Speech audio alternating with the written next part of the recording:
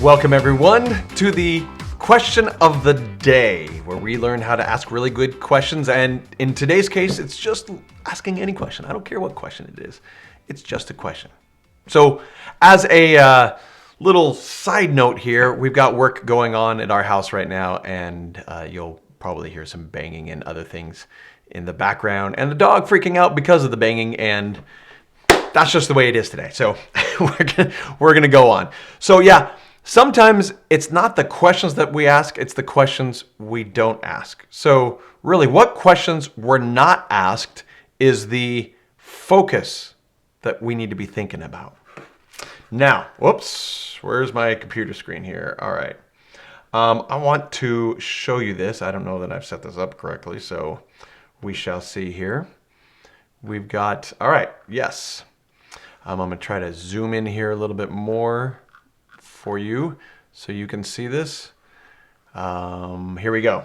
All right, so this is all about the Omicron variant. All right, we've got the regular COVID-19, then the Delta variant, now the new Omicron variant.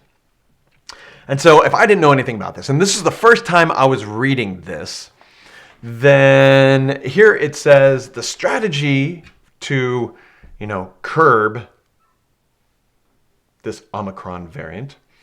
The strategy includes reimbursement for at-home tests. Okay.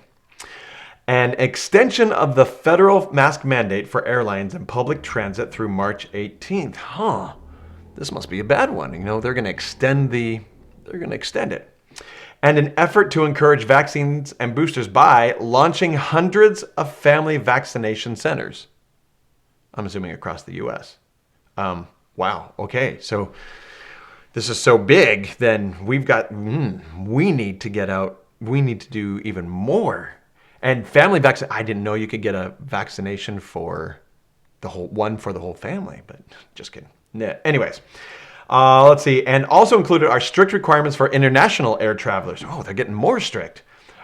Including demonstration of a negative test by inbound travelers within 24 hours of their flight, reduced from the current 3-day policy. So, wow, this must be some variant if they're going to take the current thing of 3 days of a negative test to 24 hours just to make sure you don't have it. Huh.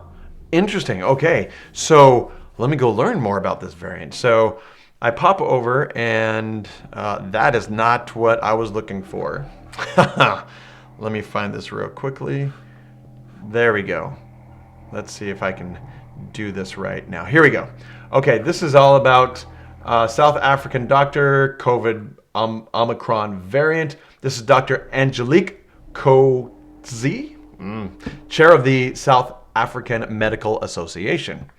She says, it actually started with a male patient who's around the age of 33, and he said to me that he's just been extremely tired for the past few days. Extremely tired.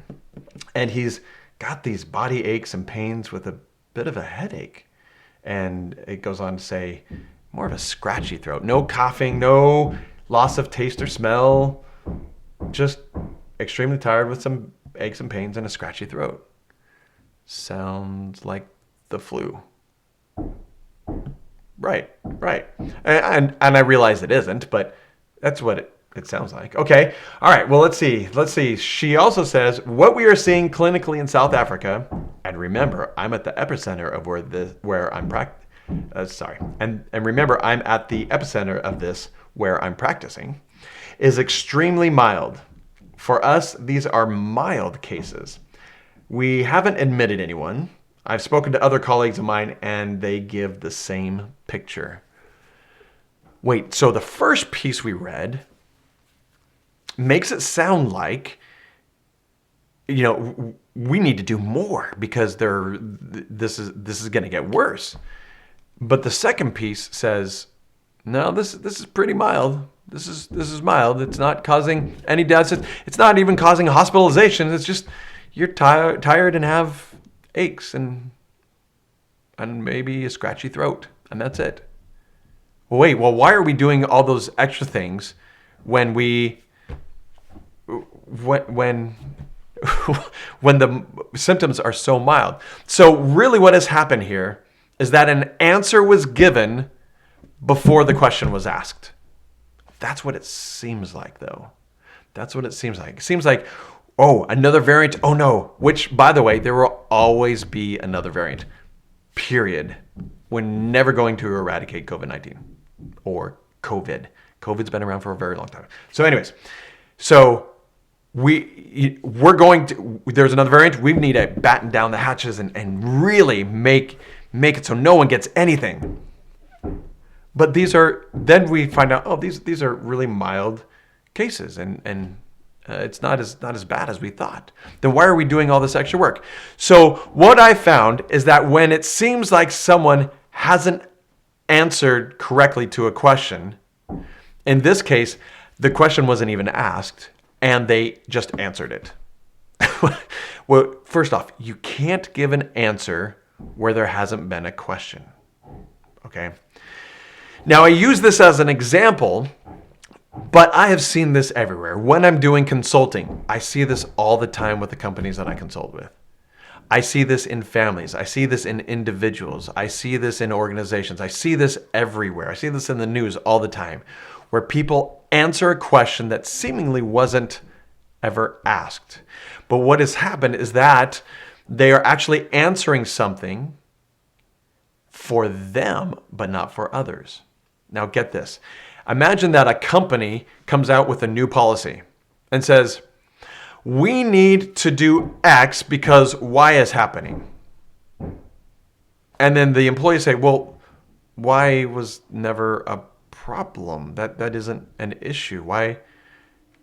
So you created a policy for something that wasn't a problem. I see this all the time happen.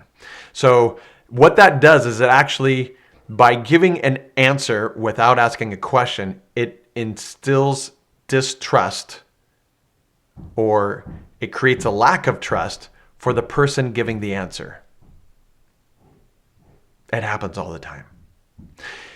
We need to be careful that when we answer a question, that there was a question asked. Or what it'll do most often is make it so that the person hearing the answer will distrust us because they don't know where the answer is coming from. We come in, here's the answer. The answer to what? What are you really saying? Do you see that? So I want you to be looking for that, because you'll see that all over the place. You'll see that in families. You'll see that in your company. You'll see that as you interact with others, just out in the public. People will give answers to questions that were never asked. And I'm going to say every time, but I'll go with almost every time, what that does is instill a lack of trust. That you can't instill a lack of something, but you know what I mean. It creates distrust between people, and we have to be, and really what they're trying to do is cover something else up. In the end, they're giving an answer to a different question, but they don't want you to know what the real question is. So they make it look like it's a question for you.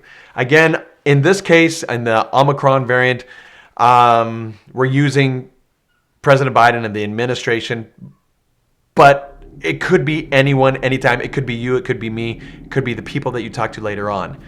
Watch for that, and then notice if you do it as well, because chances are you do it.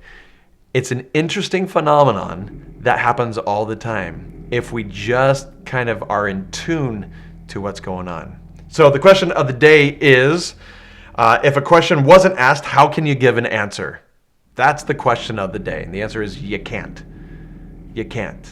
Or you're going to instill distrust. All right. So that's it. Please, thanks for watching. Thanks for listening. Watching on Facebook, YouTube, listening on podcasts, wherever it may be. Please share, like, subscribe, whatever it takes, and learn how to ask really good questions, because it can change our lives for the better when we do. All right. Until next time.